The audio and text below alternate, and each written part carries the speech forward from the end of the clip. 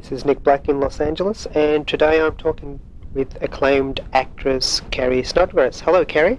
Hi. Thanks for taking time out to talk with us. I first want to ask you how you caught the acting bug. It took hold of me when I was very young, and through the encouragement of my mother, it developed and developed.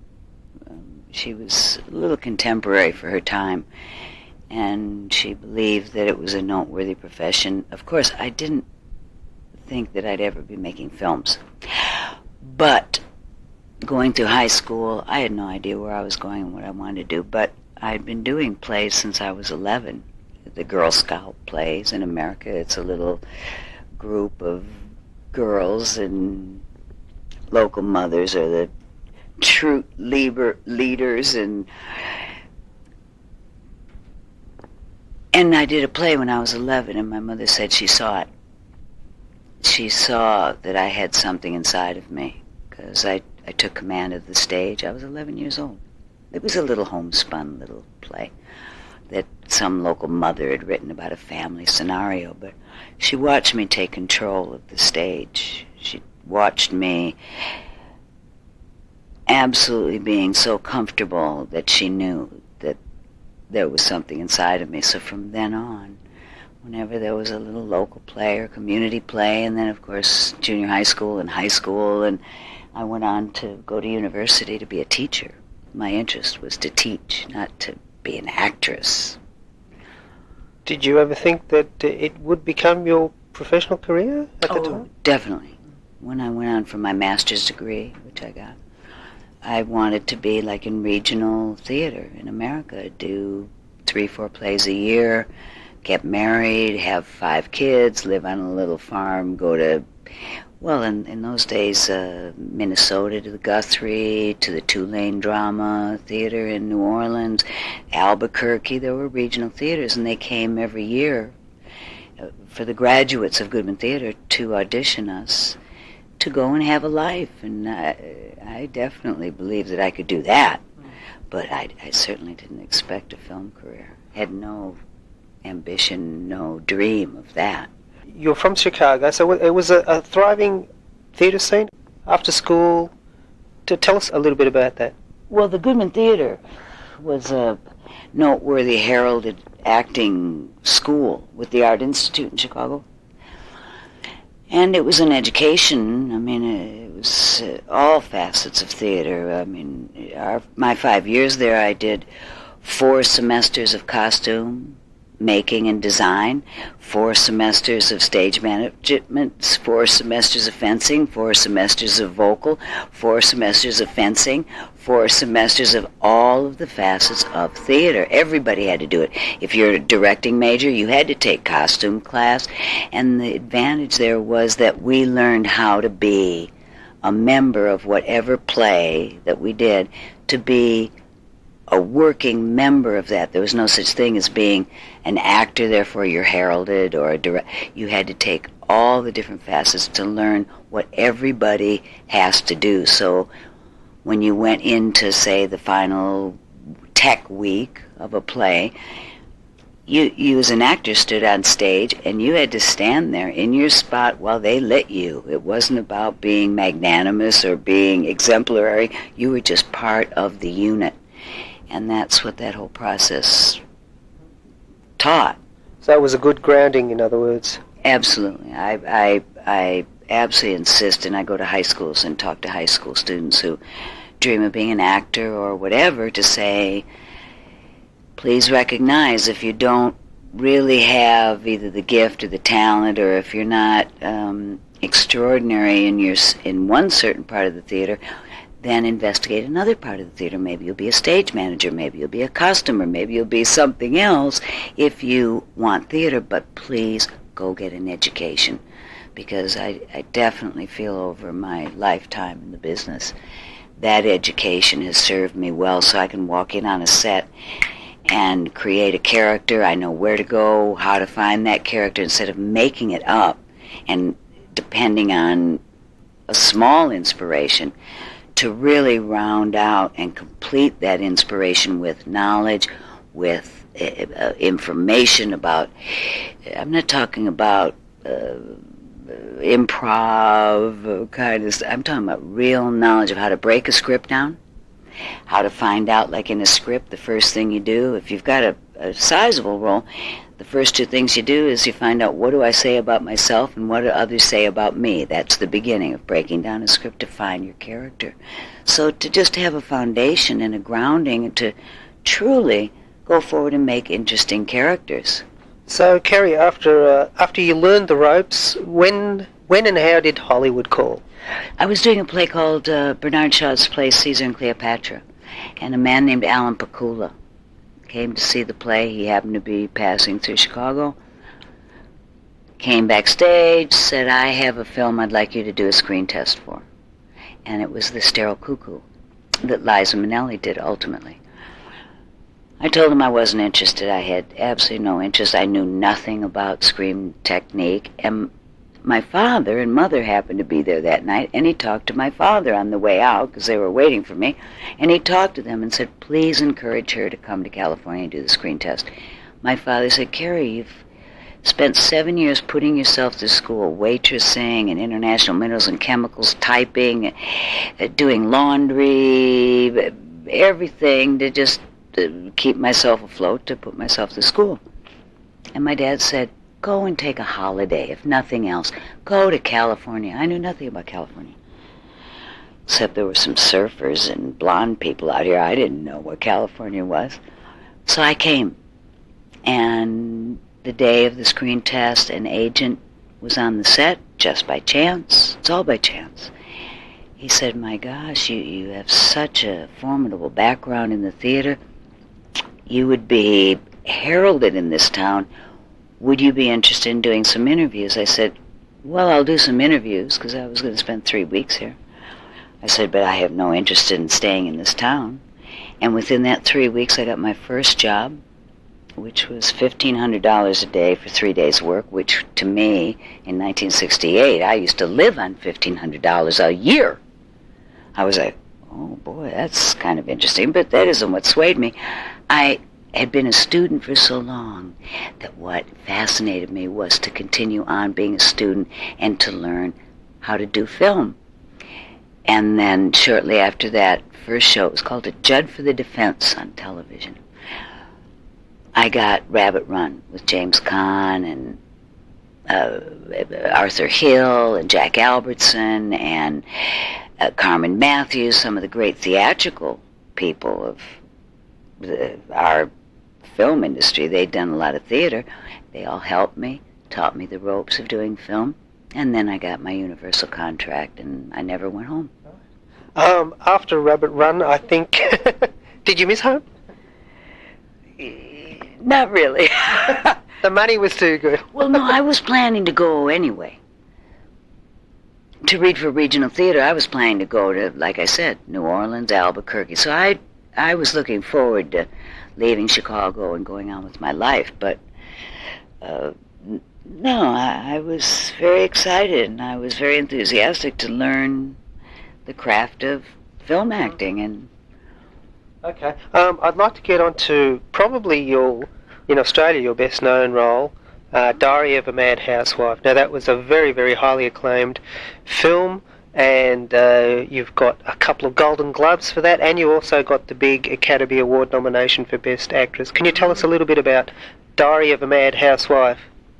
Well, probably the most interesting story is the way it came about. I was under contract to Universal. Universal wanted me to do the picture. Frank Perry, who directed it, who was brilliant, he wanted Natalie Wood. I went to New York 5 times and auditioned for him. After the 4th time, I said to Universal, I said, the man doesn't want me. You guys aren't understanding this. He doesn't want me in this. And they said, but we want you.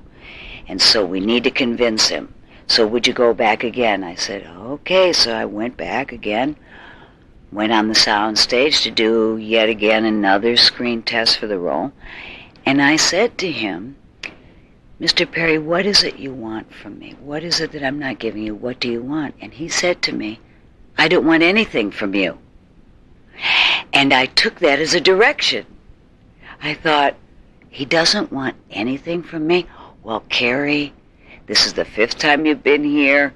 Then don't give him anything. Then just do this audition and don't give him any emotional reality.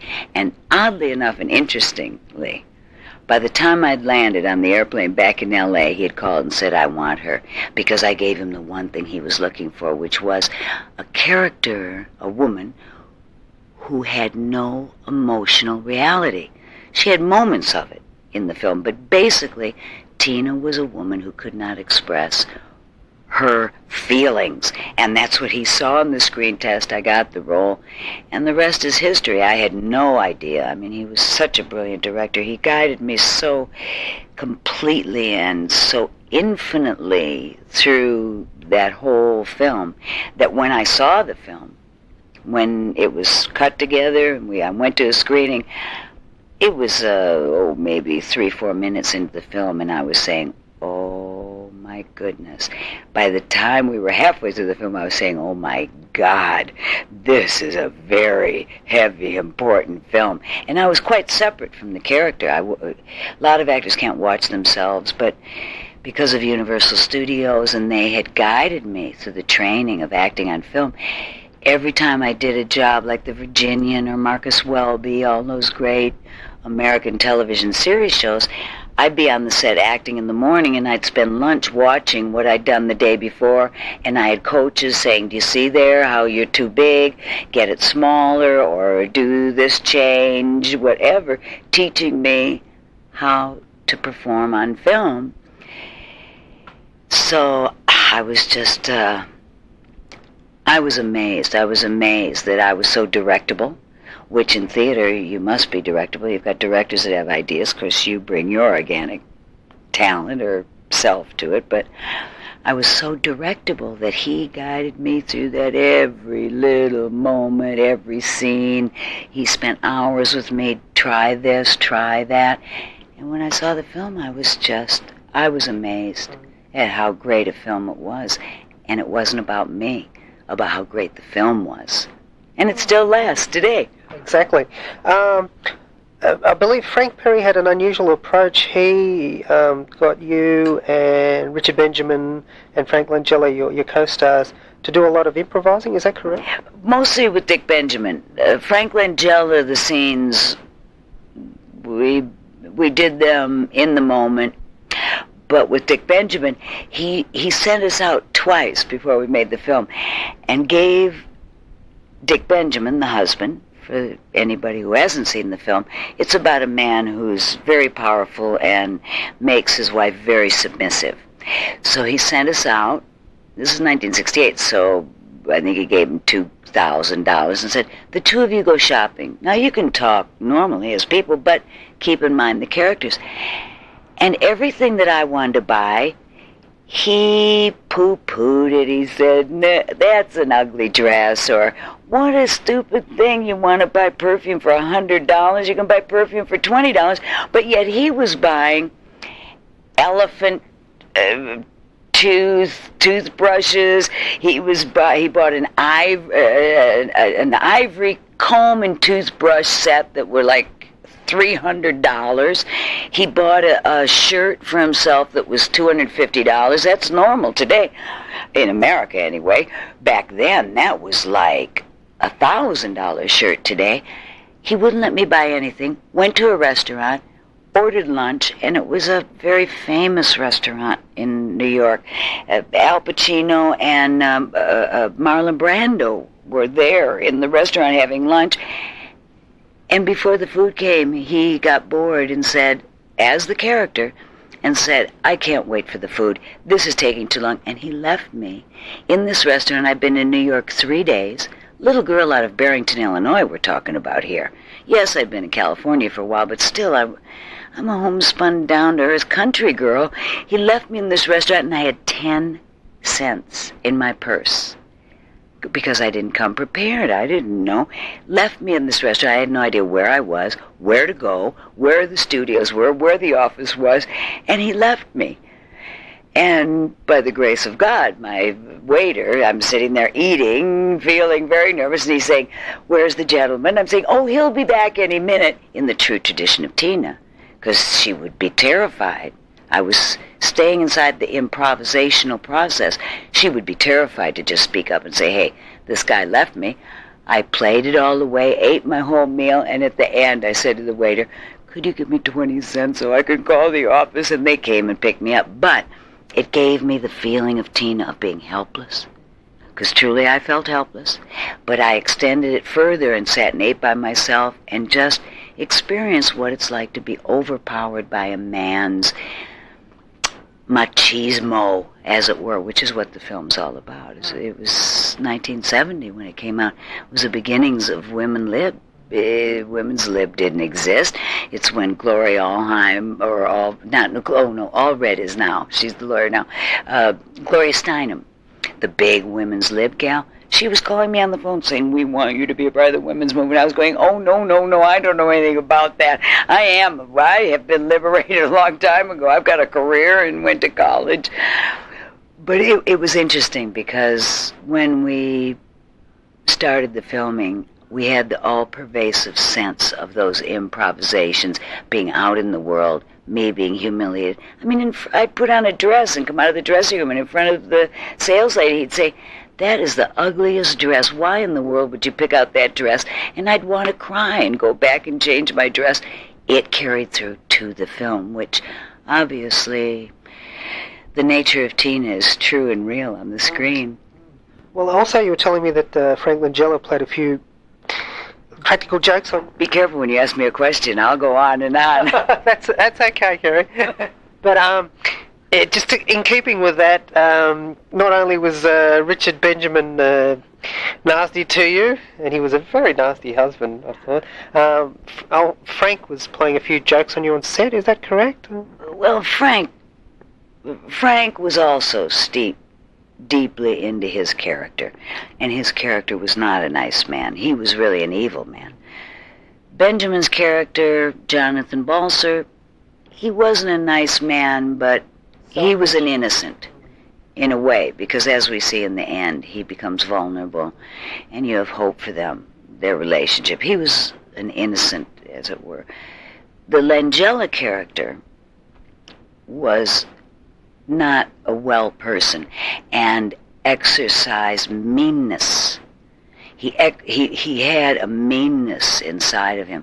So in the process of the filming, he exercised that a few times on the set, laying in the bed, pulling the sheet off of me. There I am in front of the crew looking at him, and he'd say, "Oh, I'm so sorry," and he'd cover me up oh so delicately, but we would be looking at each other like, "You're being a very bad boy here." But the beauty of Frank Perry was he wouldn't let us ever confront that. We never confronted that. It'd be between our eyes, but he would go off, I'd go to the director, Frank, I'd say, "He's driving me crazy, he's picking at me," and he'd say, "Fine, you talk to me about it, but do not confront him, because I want that to exist in these two characters," which is it's a little extreme, but it worked. I mean, magically it worked.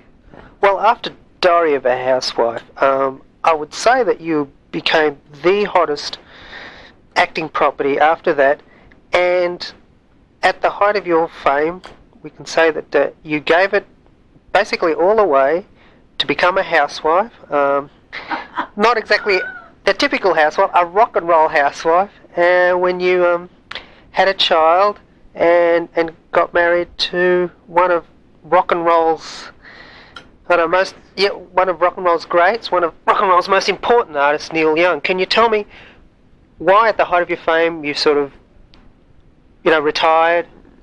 Oh, that's very simple. I fell in love. And I'd spent so many years putting myself through college and being such a diligent student and striving for a future, and that I didn't have boyfriends. My father used to say, "This is unnatural. You don't go out with anybody." I said, "I don't need to go out with anybody. I need to study. I need to succeed here, because I instinctively, not intellectually, I instinctively knew that I had to work hard to find a place in my future. Certainly, from where I came from, women got married and had children. I had a different ambition. I wanted to be a teacher, like I said. And then as I went on with my education, I thought, I can be an actress and I can work on the American stage, and I do want to do that. So I had just spent so much time being involved with that I had never been in love. And I met Neil. I fell in love. How did you meet Neil? Well, he's written a song about it. Which is? Man Needs a Maid. He says in the song he went to a movie with a friend, didn't know when, and he fell in love with the actress. She was playing a part that I can understand. And I was doing a play in L.A. at the Mark Taper Forum, and I went to the performance one night, and there was a note on my table that said Neil Young had called, and I was very involved with listening to, I was part of that whole theater group. Aznavour, one of the great artists, singers of our generation, a French singer. I'd go see Ray Charles, a lot of jazz, a lot of Louis Armstrong, and I didn't know rock and roll. I listened to it, but I didn't know it. It wasn't a part of my enthusiasm other than to listen to it, but didn't spend time listening to it. I mean, really listening to it. And I went home that night, and my brother had moved out from Chicago, and he was living there with his wife, and they had a new baby. And I came in the house and said, Neil Young, I know that name. What is that? And they said, duh, Carrie. That's Deja Vu. That's this album. You've been listening to him. I went, oh, good, whatever. It didn't move me necessarily. And then eventually he left his number, and I called him, and we met and spent a little time here and there, and he definitely saw that I was a country girl, and he had just moved to Northern California to a ranch, so he knew that might interest me as well as our interest in each other, and I moved to the ranch with him. How was it being a rock and roll wife? I mean, we've heard stories that, that's a wild lifestyle. Yeah, well, Neil's way out of that category. Way outside of that. Even then? Oh, absolutely. Oh, yeah. Neil didn't drink, didn't take drugs, no LSD, no.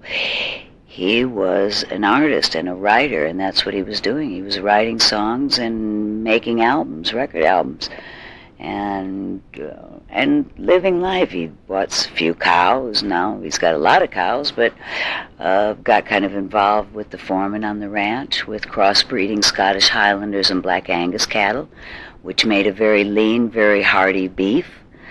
Little things he was involved with. Restoring cars we got involved with.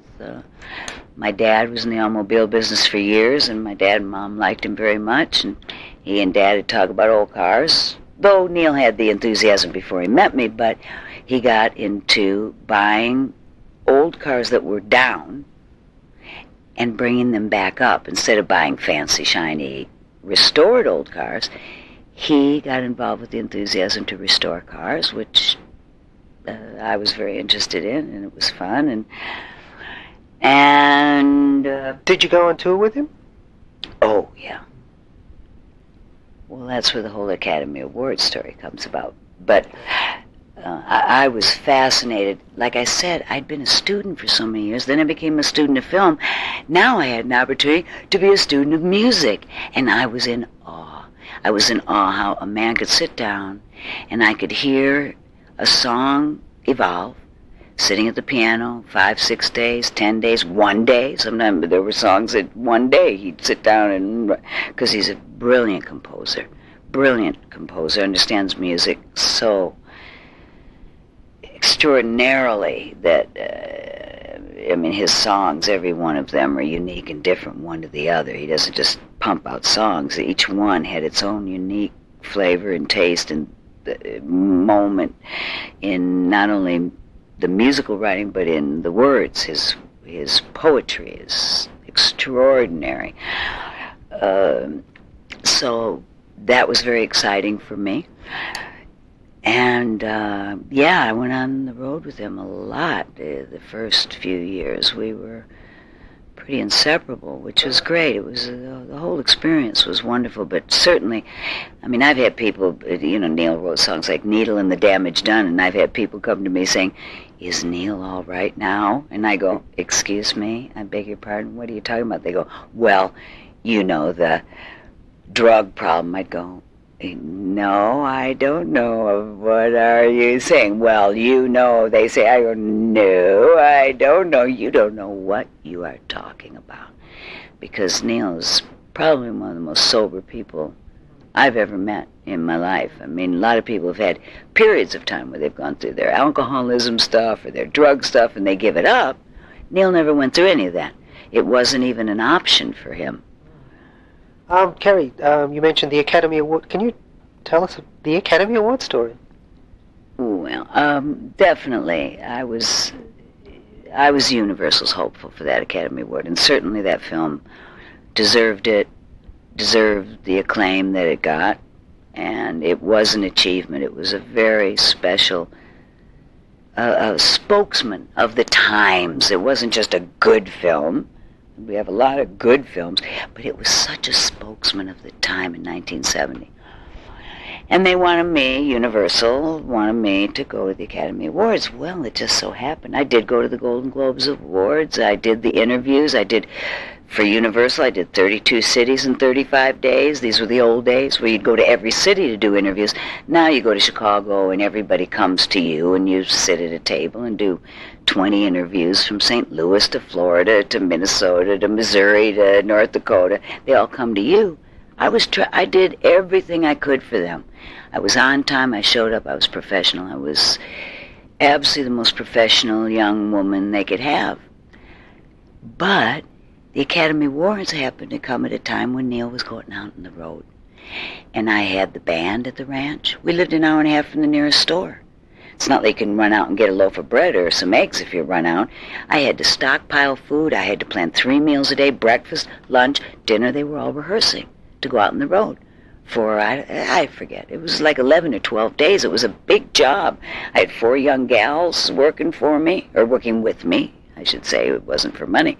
But they liked being around the music, cooking the meals, driving the food across to the other side of the ranch. And I wanted to go on the road with Neil because that's where my training was.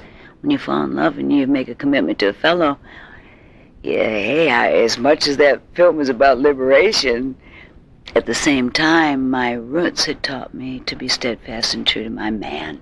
It may sound corny, but that's what I feel was going on. And I told them I couldn't come to the Academy Awards because we would have been in Canada that night. And they said, absolutely, it's not acceptable. I said, well, it's got to be acceptable. Please, Universal, I've done a lot for you. And they said, well, what have we done for you? I said, no, you haven't done anything for me.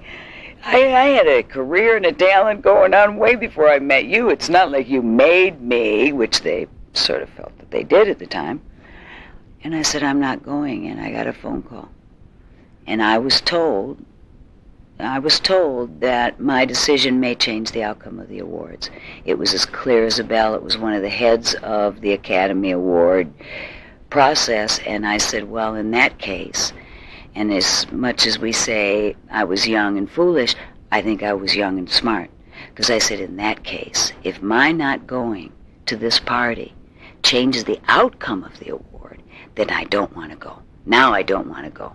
Because now you're threatening me with an outcome that I really don't care whether I win it or not. It doesn't make any difference. It would be nice. It's an honor, as you all say, I should recognize.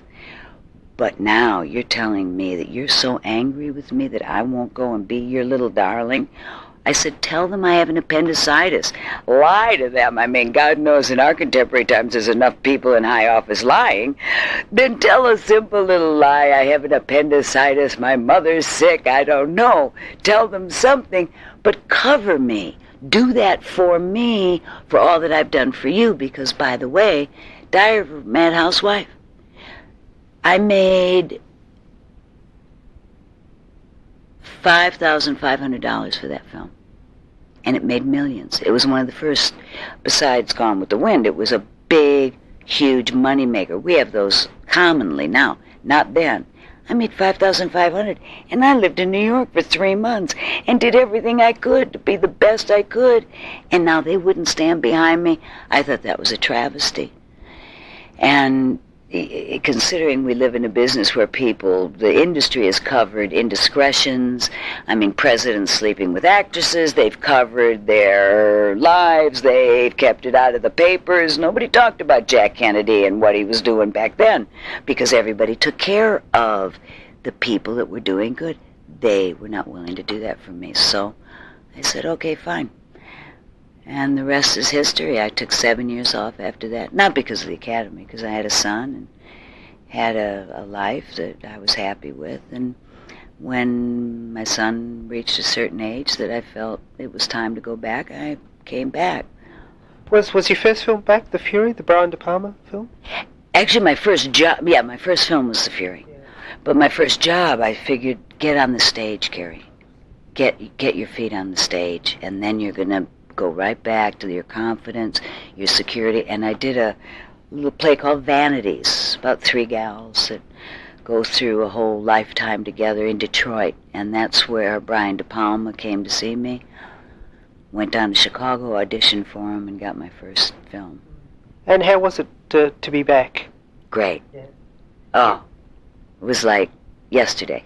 It was so easy to get back into the swing of things. Yeah. Well, I've been interesting in terms of being on stage. I hear people and I've been around people who are terrified to get out there, and I can't wait.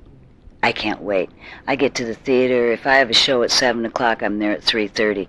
I take a nap. I have a whole ritual, take a hot shower, get dressed slowly, and I'm standing off stage like 20 minutes. They don't have to call me downstairs and say 3 minutes to curtain. I'm there like 20 minutes before going, come on, I want to get out there. So that was still very much a part of me. And okay. Now your career's back in full swing. I just want to go through a couple of your films. Firstly, Pale Rider, which was, I personally like that a lot. A well-known Clint Eastwood movie. What was Clint like as a director? And he's one of the best. I mean, to say he's the best would put him on a pedestal, and he wouldn't like that probably. But he was definitely one of the best in terms of being available and being concerned and being educated about his film and being ready. I mean, I cannot tell you how many times we just did one take. One take, that was it. He was happy. We were prepared. He was prepared. He was terrific. Right. Another film I'd like to mention is, now I've forgotten. Woman with a Past. Across the Tracks, which you made in 1990. That stars a future star by the name of Brad Pitt. Did you do any scenes with Brad? And if you did, was there some sort of inkling that this guy could go far, or it's just... Oh, definitely. It was his first film. And he and Rick Schroeder played my sons. All my scenes were with them. He was brilliant in the film. It was a sweet, nice, sincere piece about 2 brothers and a mother who's raising by herself 2 boys. The father died in an automobile accident. One was a bad boy, one was a good boy. And we journeyed this journey together as a family, and there was a lot of dissension and hard times, but then we all just rallied behind the importance of loving each other and listening to each other and communicating. But like you said, did I have an inkling? That's interesting. I've been working on the show maybe a couple, 3 days. Low budget, but we were all stuck in little trailers. I don't need big trailer, but I mean, I'm talking about like 3 by 6 or something. I don't know. And I don't think the guys even had a trailer. I think they were dressing out behind the trucks or something. And after about 2 or 3 days, I came home and I said, you know, Zeke, something is happening here. I am seeing something happening before my eyes. this young man, beside the fact that Rick Schroeder was wonderful in it and accomplished, and I have much respect for him for what he came through, television and all of that. He was so good in it. But Brad was, his body language, his interpretation, he was so curious. I couldn't take my eyes, even in the midst of scenes. I felt like I was in the real deal. I felt like we were really there, being mom and son and doing life instead of, okay, cut, take a minute. I couldn't stop being attached to the guy because I felt this organic reality in his body movement, and he wasn't trained as an actor. That was the curious part, that he had the gift, and I do believe some people have a special gift and talent that's inherent, that is developed but inherent deep down inside. So I'm very proud of that. Well, speaking of talent, you've also worked with a lot of great directors like Frank Perry, we've mentioned, Clint Eastwood, Brian De Palma. When you go and work for these guys, is there something extra that they have for you being an actress, or or when you go with another guy who's not a well-known director? Absolutely, yeah. How? I just worked with a young lad, John McNaughton, on Wild Things with Kevin Bacon, Matt Dillon, Robert Wagner, Teresa Russell, Nev Campbell, Bill Murray. I mean, what a cast we had. And he is one of the special ones. And what makes the directors special to me are the directors that, number one, have a gratefulness for your presence as an actor. I've worked with directors that they've never said good morning to me. They've never said anything noteworthy personally other than move a little to the left or try this, or just strictly like directing things. And what makes the special ones special is when they are so totally available to you. And I don't need much. I believe, that if you do need much, you need much. But I usually I haven't done a film like Diary for a long time, such a major lead role. But the difference between some directors who, for instance, the modern day, all directors watch the scene on a video camera. That seems to be, I've worked with actors who don't know any different. When a director was standing at the corner of the set or the scene, and they're watching you, and you are basically acting for them as if they were an audience.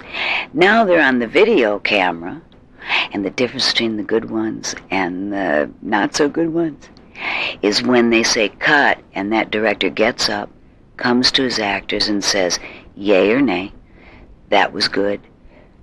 I understood what you did there. Oh, you did something different there. You did a little something different in the middle. I like it. Or try it, do that a little more, or bring it down a little bit. And then they go and talk to the lighting guy and the director of photography and take care of that business.